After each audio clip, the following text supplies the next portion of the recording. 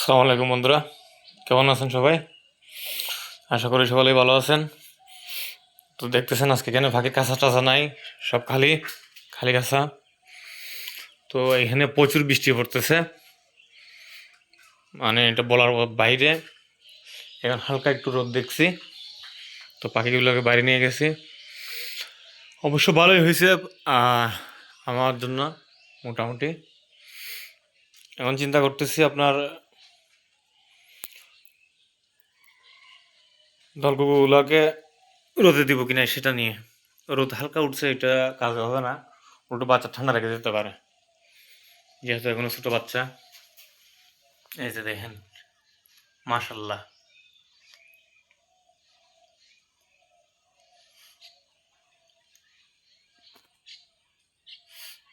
তো সবাই মাশাল্লাহ বলবেন। দেখেন বাচ্চাগুলো কি গরম, দুইটা একই রকম। তবে আমার যা মনে হচ্ছে এই পাশেরটা হচ্ছে মাদি আর এটা হচ্ছে নর। দেখা যাক কি হয় এখন, ইনশাল্লাহ।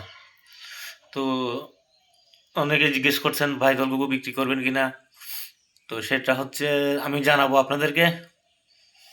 আর কেউ যদি নেওয়ার ইচ্ছা থাকে তাহলে আপনারা কমেন্ট করতে পারেন, সমস্যা নাই। কারণ আমার আগের ভিডিওগুলো তো এদের প্যারেন্টসের ডাক আছে। তো আরেকটা জিনিস চাচ্ছি, এখন আমি সাদা ধলকুকু বানানোর ইচ্ছা আছে। দেখি একটা সাদা ভালো মাটি পাইলে নরের সাথে জোড়া দিব, ইনশাল্লাহ। দেখা যাক কি হয়। আর বাইরে চলুন, বাইরে গিয়ে দেখি বাদ বাকিগুলো কেমন আছে, আপনাদেরকে দেখাচ্ছি আমি।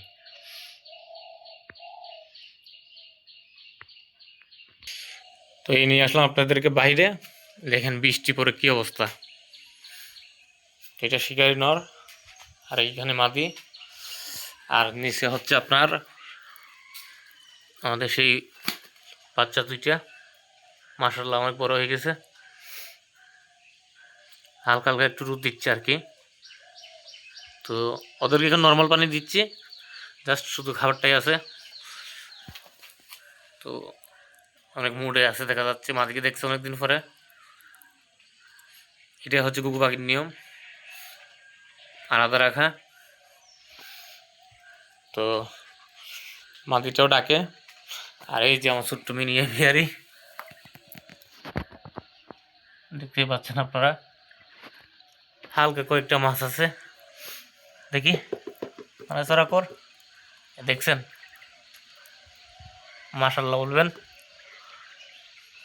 তো এই ছিল আজকের মতো আপডেট।